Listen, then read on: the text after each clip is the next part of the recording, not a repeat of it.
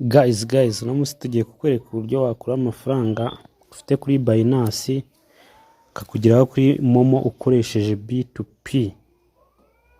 Ikintu cya mbere ugomba kuba ufite Binance iri verified.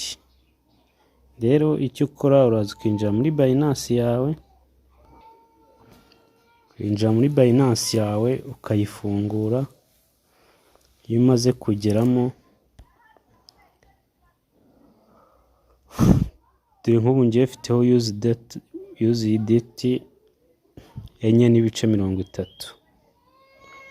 Rero ikintu cya mbere ubanza gukora, urabanza ukaza hano muri wallet,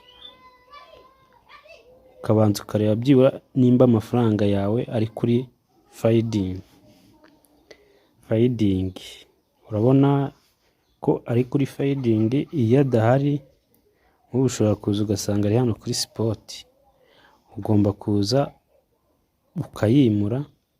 Kuyimura uraza ugakanda hano kuri transfer, wangiza ukareba wallet iriho, ukayimura ukayishyira kuri finding hano hepfo. Ubu ngewe wariho ushaka kuyimura nyazana kuri spot, nkaza nkakanda bigahita bikunda. Rero icyo ushaka kubereka ni uburyo wabikuza amafaranga yawe akakugeraho kuri telefone ari kuri Binance ukoresheje B2P. Rero icyo mbere nagusaba ni ugukora subscribe. Dore yacu no barayibye kugira ngo tuzamure n'iyi ngiyi. Mukore subscribe, munasharinga ino video kugira ngo ufite ikibazo wese ushobora guhura n'iki amenye uko yabyikorera. Twagiye, uraza ugakanda hano kuri B2P.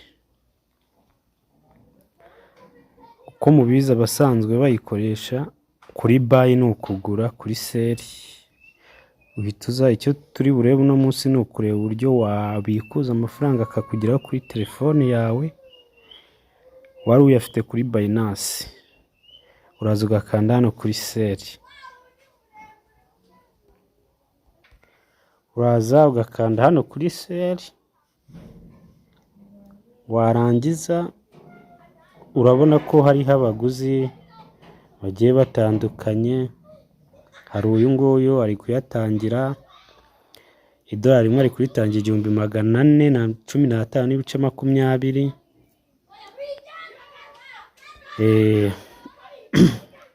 Iyo umaze kugera aha rero, ikintu cya mbere witaho ubanza kureba ibintu bibiri. Urabanza ukareba limit y'amafaranga adashobora kwakira. Twe dufite amadolari 4.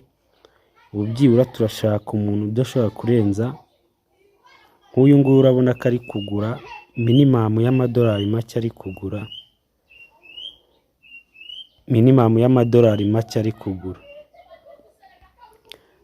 amadolari make agomba kwishyura ni 100.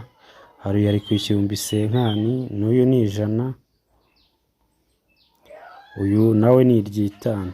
Urabona abangaba ntago twabagurira, batugurira ngo bikunde. Uramanuka ugashaka byibura uri kugura makeya kugira ngo nawe umugurire. Uyu nawe ari kugura guhera ku 20,000. Uyu ntago yatugurira ngo bikunde. Turagumye tumanuke. Okay, ndabona twayagurisha n'uyu nguyu. Ndabona limit ari 2,000, ariko n'uyu wa 5 nawe byakunda. Uyu wa 5 ariko uyu ndabona ari gutanga menshi, reka tugurisha kuri uyu 2,000. Ubwo iyo umaze kugera aha, ikindi kintu cya mbere witaho ureba uburyo akoresha yishyura, kuko twe turakoresha telefone. Nk'uyu dore akoresha Momo, uyu nawe akoresha nk'uyu. Urabona ko akoresha Equity Bank, kandi twe turashaka ko amafaranga tugeraho kuri mobile money. Uyu wa 5 akoresha Equity Bank, uyu wakoresha Momo. Turashaka rero wa mobile money, uragumya ukareba. Okay, ndabona mugezeho. Urabona ko uyu nguyu we uyu abikoresha byose. Hari Momo, hari mobile money, iriya niyo Momo Pay, hari banke. Ndabona nawe igiciro kiri hejuru, ashaka byibura amadolari arishyura guhera ku 20,000. Ndabona twamugezeho. Uyu warishyura akoresheje mobile money. Uyu ndumva amadolari yacu twayagurisha n'uyu. Urabona ko arishyura akoresheje mobile money, kandi minimum limit ni 5,000, kandi twe turayarengeje. Iyo umaze kugera aha ngaha rero, umaze kumubona, uhita ukanda hano seri. Urabona arishyura akoresheje mobile money. Iyo ugeze aha uraza ugakanda all nimba ushaka, ariko iyo ushaka kugurisha make uza mwaha ngaha ukayandikamo, ariko iyo ushaka kuyatanga yose ukanda hano seri. Warangiza nk'abantu rero, urabona ko ngiye nemejemo mobile money, ukanda ukaza ugakanda order. Ubu ni nkaho ushaka wabanza ukanareba kariho. Urabona ko ari bunyishyura amafaranga bari bunyishyure kuri aya madolari 4. Aranyishyura 5,000, aranyishyura 5,917. Ushaka urabanza ukamuvugisha ukareba nimba ari online, tumwandikire hashyi. Wibutsa ko channel ya mbere bayibye, utugiye kujya duhurira kuri iyi channel. Wowe kora subscribe kugira ngo video ntize kugucika yuko bayashyira kuri Binance ukoresheje mobile money. Ndabona message itari kugenda, ariko ibigaragara online. Urabona ko online hano biri kugaragara. Twongere dusubire inyuma, twongere tumwandikire turebe. Sinzi nimba ari connection nke.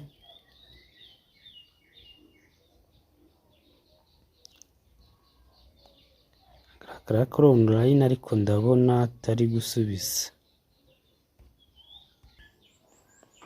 Ndabona atari gusubiza. Twamuvaho tukareba undi. Iyo bitinze usubira inyuma ugashaka uri tayari mu kabari wo gurisha. Reka turebe uyu nguyu.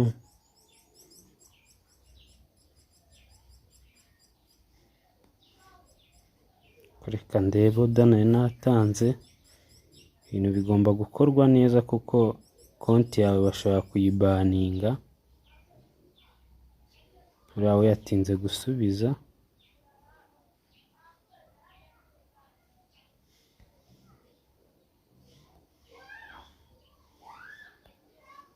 Narisubiye inyuma gato.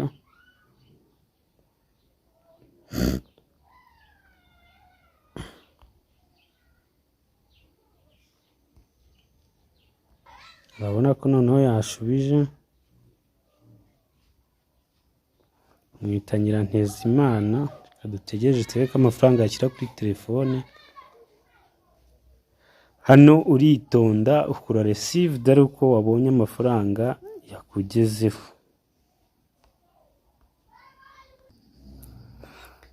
Yayohereje, ariko message niyo itaraza. Nanjye ikintu ngiye gukora, ngiye kumwohereza zino USDT.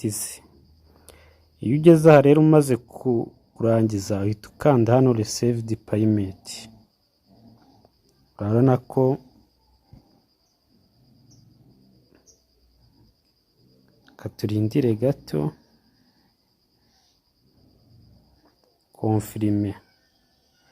hano rero urakonfirima ukamuha USDT ziwe kuko aba amaze kukwishyura. Hano rero baba bakwereje kode kuri email yawe kugira ngo uze verify uyishyiremo hano nyine verify abone USDT ze. Reka urabona ko kuri email banyoherejeho message, uhita uzana ukazikopiya, wamara kuzikopiya kagaruka muri Binance yawe,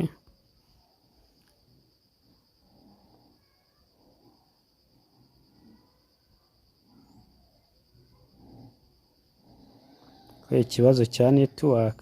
Irangije kuzikopiya uraza ugakora paste mo hano. Ushobora kuba natinze bampaye izindi, kasubireyo ukaza ugakora paste hano ukazishyiramo.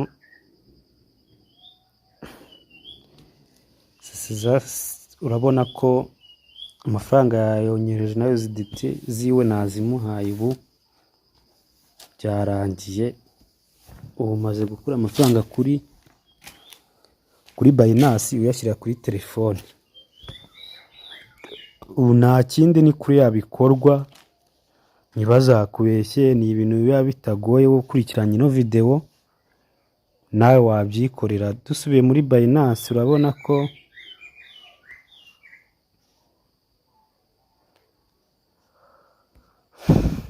ko za USDT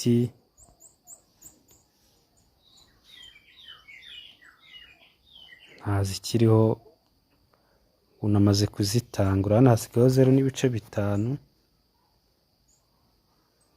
namaze kuzitanga 0.5. nta kindi rwose. Amafaranga yayabonye ubu ngubu kuko wabonye ko nanjye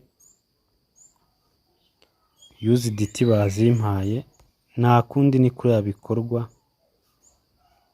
nta kindi. Rero icyo tugusaba ni ugukora subscribe, channel mwadukurikiragaho barayibye, ubu twafunguye indi channel kugira nayo tuyizamure. Kanda subscribe nimba wowe dusanzwe tunabana, welcome nawe tutabana. Kanda subscribe kugira ngo ujye udukurikira mu bindi. Sawa.